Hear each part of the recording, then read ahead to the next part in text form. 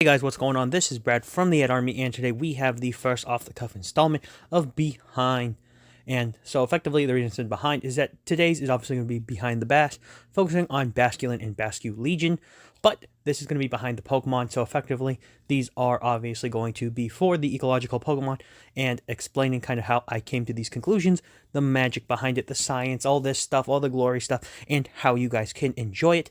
I did obviously put a post about this. I got some likes, so I was like, I didn't know if I wanted to do this, but I thought maybe it'd be more, how would I put this, purposeful in the future. So if people ever want to come back and learn kind of how I did this, not kind of just like making it up or taking it from anywhere, just kind of how I got the process of doing these videos, and then you will be able to see it, whether it's in the far future or the current past after these episodes have come out.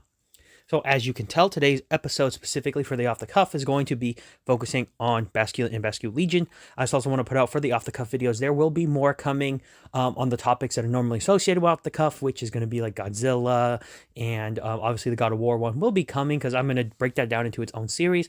So there may be actually some days or weeks where there's just going to be more Off the Cuff videos, because there's obviously a lot I want to do, and all my other projects are coming together. So as you know, Off the Cuff is more of the podcast style of videos I do. So you guys can just sit back, relax, put this on in the background for some maybe enjoyable music, or in terms of like, just trying to find some empty space and maybe want to hear a topic that you maybe are or are not associated with, and it can just help you out and be noise.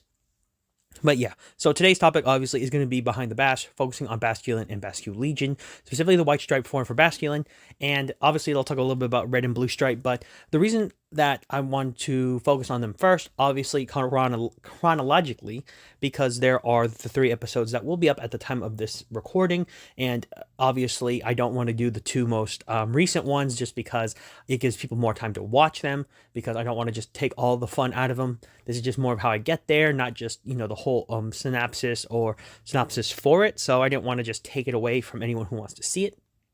And obviously, there will be a link in the description below to tell you guys to go to the videos there if you want to give them a shot to see what you're missing.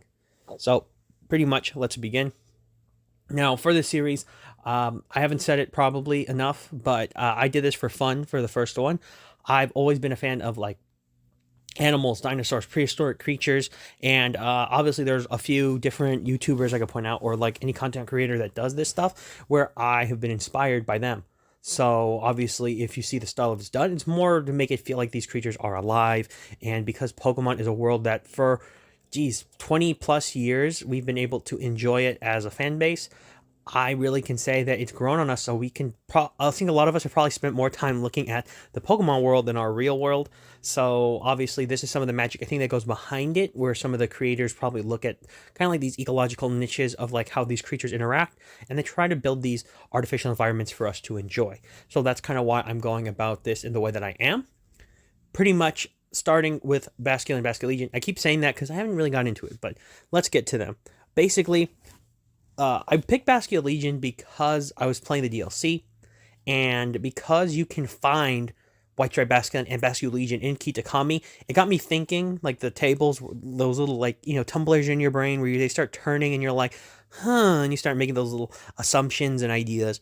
I started to get them turning, and then finally my brain just spit out like, I should probably do a video about this. So this is also one of the perks I'll say about being a content creator when you start out, is that you get this ability to adapt ideas maybe you just randomly had, and you can kind of put them forward, allow you to turn the wheel, so to speak, of your brain and just pick something randomly out that you can do. So, like there's different things I've always thought about or I've become fan of, and I was thought to do videos for them. But this is one where I was having the tables turn, and I was like, boom, that's it. That's what I want to do. So that was the big reason that I chose to do this. But basically, Basculegion as a whole and Basculegion, I encountered them in like the raid dens, and then I found one in the wild just by like roaming around the island. And I was like, you know what? There's more to this than like meets the eye, right? So like the Transformer thing. But point is, there was more here than I thought, but we don't have an explanation. Because, sometimes the Pokemon Company just can't really give a full detailed explanation to everything. So I was like, you know what? If we can't get an explanation to everything, let me give the explanation. So that's kind of how I did it. That's why when you watch the video, it is structured the way that it is, because it is a bit different than normal. It's not really one where I can just kind of like just go all over the place. I make it feel like it's more realistic to that world. Like if you were, say, I don't know, just a random person in the Pokemon world, you'd actually click on the video from whether you're watching social media or maybe it was like on a TV station, and you're like, huh, this is a story about, and then you learn about the history of a Pokemon. That would be an animal in the real world, right? So pretty much that's how that would work. I feel like the Animal Planet, so to speak, of the Pokemon world. This would just be like a nugget information channel or a nugget information story of the show, right? Like finding the Pokemon, right? Where it's like lost Pokemon or something. But point aside is, that's where all those ideas that came into the video from its structure came into existence. And that's why it is the way that it is. Now, when we're talking about the actual science, because there's lots of different elements of science that were added in, some obviously are made up because we don't have a full like displays of science of researchers going through every ecological thing that this Pokemon did or these Pokemon did do. So we only really have the Pokedex entries that we have, and basically the way to watch them in the actual environment, which is a little bit difficult because, obviously in Pokemon, especially in Legends Arceus, where White Stripe, Basculegion, and Basculegion come from, the hardest part is getting used to the fact that every time you encounter Pokemon, obviously, like they face towards you, usually, which is the way that, they indicate that you're present, and then they flee usually, or, they may charge at you and stuff like that. So the problem that I want to bring up with that is, in that element specifically, one of the problems that you do have is that these creatures can't be studied in the sense that you'd want to. It's not like, how to put it? It's not like in, I guess Pokemon Snap's a good example. You can use the camera and kind of just try to like watch them in their natural habitat. So we don't see necessarily what they're doing all the time.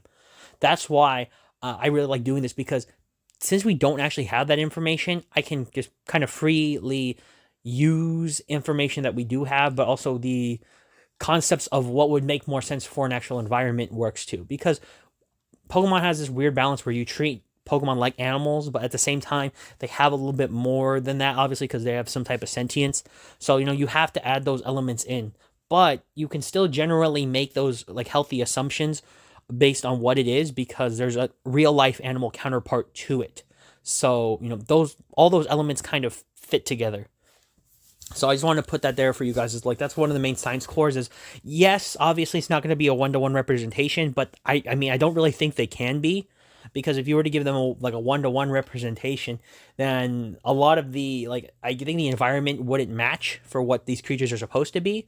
So like Basculegion, to many are like wondering what it's inspired by. Funny enough, most people think of it like being a salmon, and Basculin being like obviously a salmon related species where they basically reproduce in the same way. They do the whole thing about, the most famous thing about salmons is they jump up the rivers, or kind of like they go upstream back to where they were born, they spawn, stuff like that. So that's like the most focused assumption people have of Basculin and Basculegion. However, I actually think Basculegion is based off of another Asian species of fish, probably one that if you guys are into aquatics, or you're just more of like a general lover of like random fish and stuff, I believe that Basculegion is actually based on the Asian arowana, or a lot of its inspiration takes from that fish, because it is so beautiful. It has the right body shape. It has a magnificent tail proportion and design of an arowana, that if you guys have never seen an arowana, I will have a picture obviously here, but the point is, go look at them. They're very beautiful fish, and I personally think that's where Basculegion takes most of its inspiration from, is the Asian arowana. But pretty much, yes, it functions in a purpose, and the biggest reason I think it does is that arowanas have this really strange behavior that happens when they're in captivity, which they like to jump. They also, I think, like to jump in the wild, but, obviously, I need to look a little bit more into that, but it didn't really necessarily matter when I was making the Pokemon depiction in the video, is that it didn't really matter how it behaved like that creature. It's just more of a representation in terms of design. But yes, they share this really strange behavior where they like to jump, and they like to jump out of the water.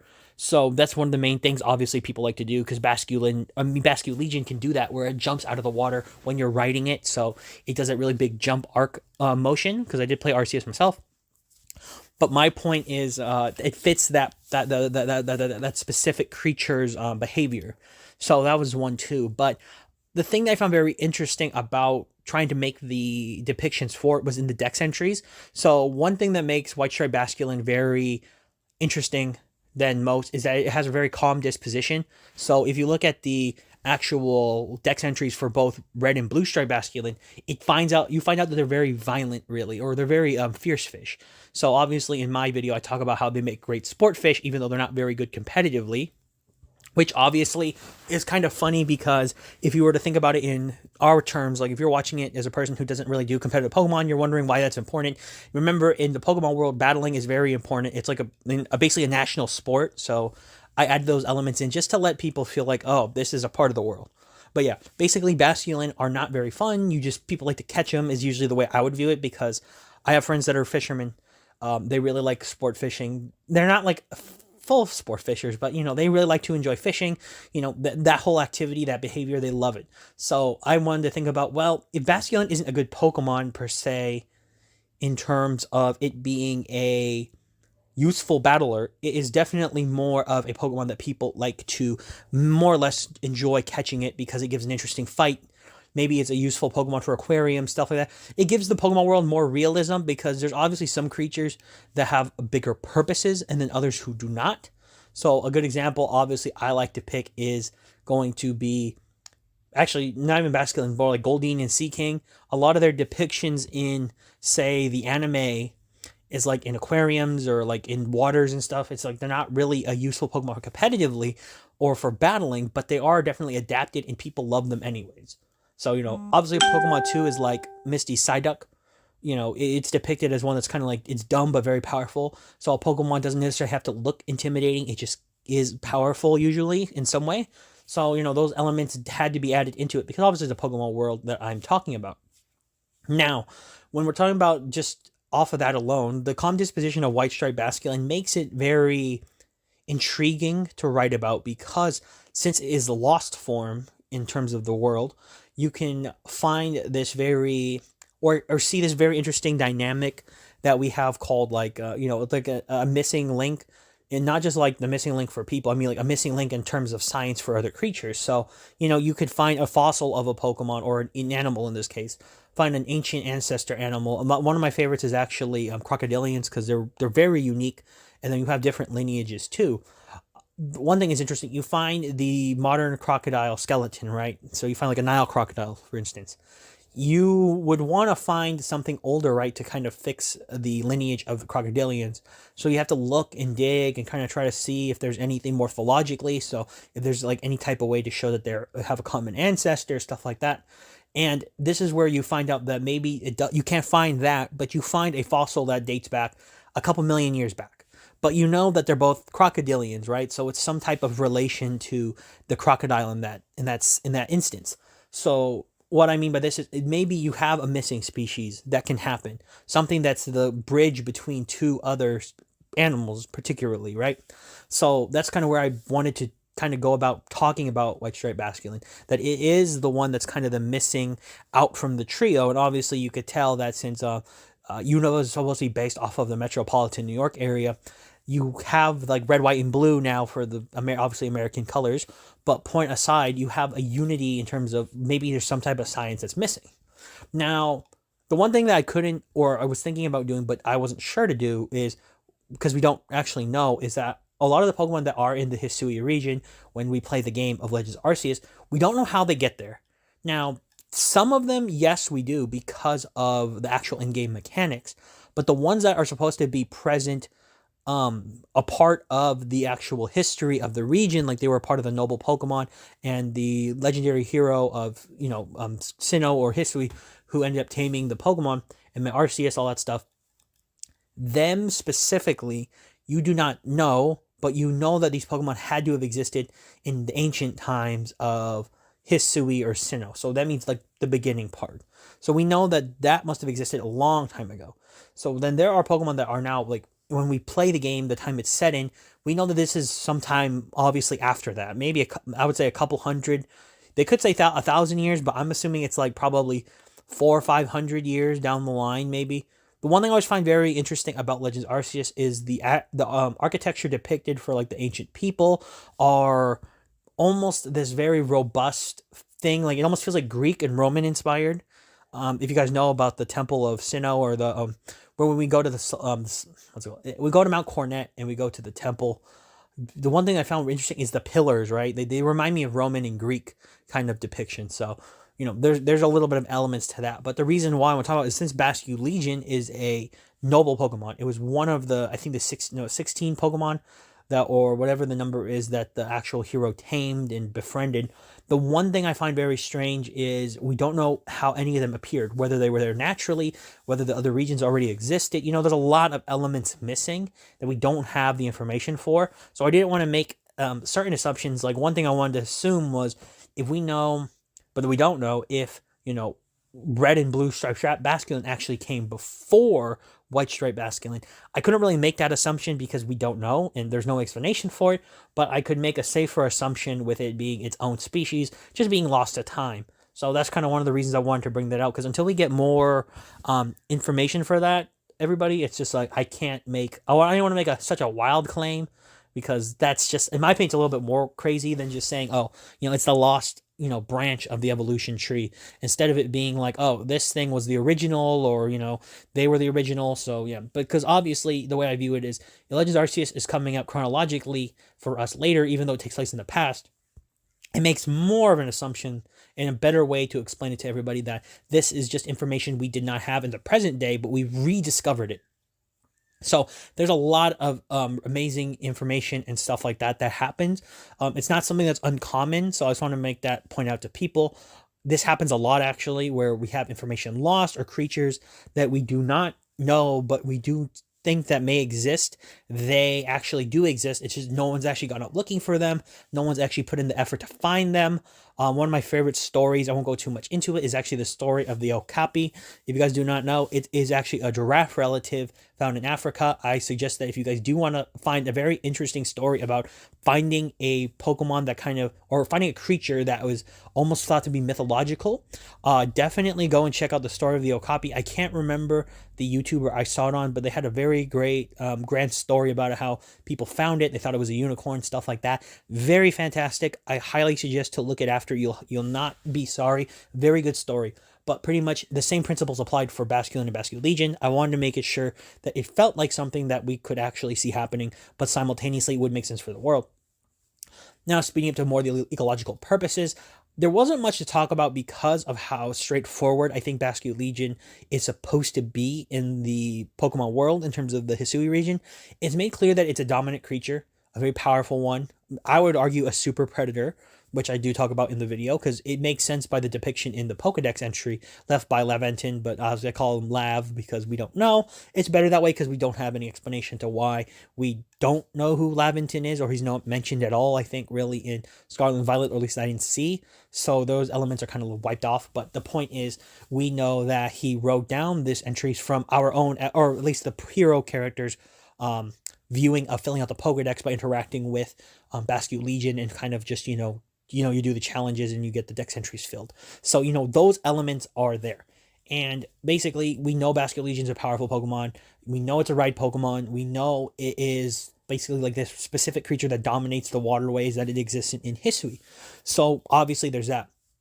Now, pretty much for White Stripe Basculin and Basculegion, that's all we really need to know ecologically. I didn't really want to go about food all the time, because it's kind of hard with Pokemon World when we talk about food, because we know that some Pokemon obviously eat each other from like Dex entries and they hunt, but some of them don't, and then humans don't really, or in the human aspects of the Pokemon World, we don't see people eating Pokemon, we don't know that they do. We only know it from like games with Slowpoke tails, stuff like that. So I don't want to make a broad assumption that what it's hunting on. I don't think it was necessary really, because we don't really see a depiction of it. We just know it's dominant. So I could just assume that it being a super predator, it probably just would predate on whatever it found or got in its way. So, there are aspects there. Now, we also know we can catch them in Pokeballs with the advent of Pokeballs. So in my opinion, it didn't really matter if you had an issue with Pokemon, because you could in theory capture them. So that all inherently makes it so that they are probably dangerous towards people, which we know from the game, but people could also fight back by trying to catch Pokemon. So, that's just put there as an element to kind of show that even though it's a super predator, it did have its own prey items or things that fought against it. And also, Gyarados' presence always made me feel like it was a very important aspect of the environment, where obviously I think Hisui was dangerous enough to where you could have multiple massive predators in the waterways and not compete against each other. I don't think there was any shortage of food. Funny enough, I could see Gyarados just trying to hunt down like White Stripe Basculin, but then Basculegion would hunt down Magikarp because they're probably very easy to catch and they have numerous numbers. So when we get to my favorite part being the decline, which was kind of touched on with the Super Predator thing, we see a lot of elements I think that are probably just ideal to explain why Pokemon disappear or animals in the actual world as well. So we know we've had a massive, I would say the megafaunal extinction that we had towards the last ice age and then moving forward into the modern day is pretty good to explain kind of what has happened to our world, which like what would happen to the Pokemon world, where we have a lot of creatures basically coming into contact with people. People inherently make animals go extinct, or Pokemon would go extinct in this case. Not necessarily on purpose, by the way. I think that's one problem I have when people say people are the biggest problem to all creatures on the planet. That's not necessarily true. It's just, a byproduct of our existence that it happens. I don't think it's fair to just chalk up all of humanity as a problem to other creatures, because now would literally be like chalking up all of the environment and nature as a problem to people or any other creature, because we can't control the rain. We can't control natural disasters like earthquakes. So if we just inherently blame everything on one thing, it doesn't work. However, a combination of issues can happen, which I do see happening in history, because there is a massive ecological difference or basically a biographical difference of the Hisui map versus the Sinnoh map. And I do think people leave that out as a main cause and contributor of what probably happened. So there were a lot of elements that could have been added. So when I get to the second episode of this, obviously with Ursaluna, you'll understand a bit more. But for specifically Basculegion, there are a lot of problems that probably took place. I do see the biggest problem probably being out competition, and as well as the temperature change, because it does seem that like Basculin and Basculegion are like salmon to be treated in the Pokemon world, where they like the colder climates because these climates help better with reproduction and stuff like that. And also the way that it says that they evolve in Hisui, to me, here my problem is this. I don't necessarily like a lot of the assumptions that they made themselves go extinct because of the way that they reproduced, because, or at least the way that says that Basculin evolves into Basculegion, because that just, on a logical basis doesn't really make too much sense, because we have the later on generation games where we learn that you just need to get up the Pokemon to have a certain move and stuff like that, and they evolve. So even if we were to go on the basis that they were making themselves go extinct because it says they absorb the lives of the others to happen, it's not necessarily concrete. So it's more of like a legend thing, where I would say like people just didn't understand what they were seeing. I think more so the out competition and the climate change did more damage, because this would make a little bit more sense in that Basculin and Basculegion could have just switched the way where they were going to, reproduce and mate. That's actually more of a natural occurrence, where creatures find out their environment is no longer suited for them, so they choose to leave, and then you usually end up having them go elsewhere where they reproduce, they take care of their young, or reproduce in the sense. So, obviously with Kitakami, I love the fact that we had these areas where you find only the white striped Basculin. And even more interestingly enough, you only find the Basculegion in the raid dens, which makes sense because of, well, the raid dens don't really make sense at all, but, that's just kind of the thing. But the Basculin itself makes sense because it's a climate region where it probably fits the actual conditions that they wanted. Because we do know that there are other Pokemon in the environment that do live there, but they don't necessarily compete directly with Basculin. Which is where I want to talk about with Magikarp out-competing Basculin would make more sense, because Magikarps are just hardy and they're destructive in their own way. Not necessarily because they actually are, it's because of what they're designed, like the Silvercarp. I don't think Silvercarp are dangerous.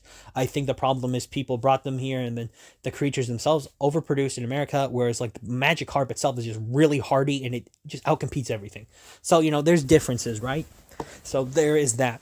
Now, when we get to the part where they do the rediscovery, the one thing I loved about the rediscovery aspect of the video is that it really got to make me feel kind of giddy, almost in a way where it's like we all kind of if you're a really big nature buff, you really want to hope that sometimes you find those really weird animals that are still exist. So, obviously people were like, oh, if we could find like mammoths and giant things like that. But to me, it's usually the small stuff, as long as they're clinging on and surviving and they didn't go extinct. Like one of my favorites is the ivory-billed woodpecker. I really hope it does exist. So I hope someone one day will go to Cuba and look, because there's an idea that maybe a resident population's in Cuba. So, if someone could do that, I would love that. It would make me happy. I would love to know it's not extinct, because I just think it's a fascinating creature. Point is, it gave me a chance to do something I always wanted to do, and that we can rediscover it. And luckily, because it was rediscovered in Kitakami, we know Basculegion and Basculegion survived. Now, explaining how they survived is actually rather obvious, and it's kind of a good thing, because we know that they're fish. They're creatures that have big bodies. We know that Basculegion could literally tear through the waters of the Cobalt Coastlands and any of the water after you get it as a ride Pokemon. So it's not too far-fetched, at least in my opinion, to say that, wow, the Basculegion just swam off and they went somewhere else. It's one of those things where I'm really glad that we know they already existed somewhere, so I didn't have to just make up something. I already could just say what happened, and it really made me happy. So, just going off of that basis alone, I was very happy to do that part.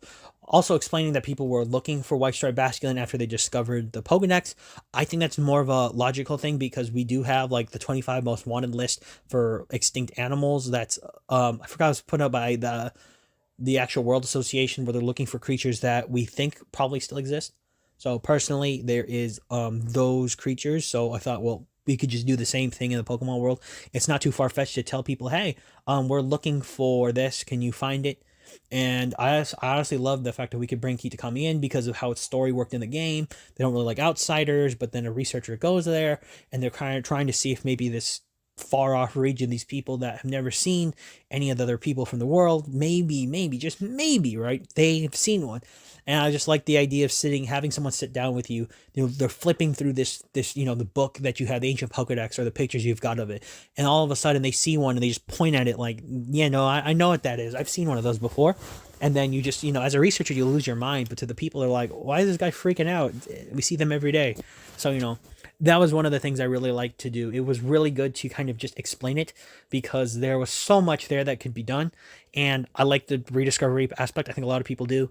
It just kind of goes with the explanation that obviously Basculin and Basculegion aren't mindless. They knew the climate wasn't good, so they just went on their own. And pretty much it gets to that aspect there where, you kind of rediscover the creature's rediscovered. But what I liked is, because of how Kitakami's story was written, I was able to start the segue to the next episode, which would be, obviously you guys know what it is, which being Ursaluna. But pretty much it allowed me to do that, because then we finally have like almost this interesting relationship between both of the Pokemon, and now we're able to kind of dive into it more, which I was able to do, and very happy. So as you guys could tell when you get to the second episode, that there is actually some type of relationship to the situation, but I will not go into it completely far. Pretty much Basculin and Basculegion, migratory animals, I think, was what happened. They were able to move elsewhere and live in, I wouldn't say relative peace. They're just living in a world where they can find better adaptations to suit their needs, because the world is constantly changing, whether it's by humans in the Pokemon world or in the real world. Obviously there's elements that we are doing. And I'm just so glad that I was able to make an episode about this. It's almost a, I'm trying to think what the phrase is. It's almost a metaphor, I guess, for like how animals go extinct, and extincted we rediscover them.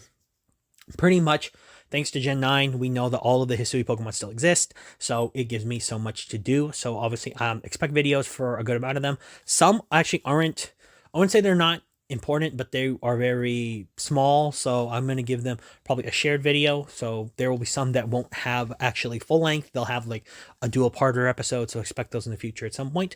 But pretty much, guys, that's all I've got for you guys today. This has been Behind the Bass, so pretty much just going through the creation of Basculin and Basculegion's story, and I hope you guys enjoy it. So as always, this is Brad from the Ad Army signing off, and for all of you out there, to sign on.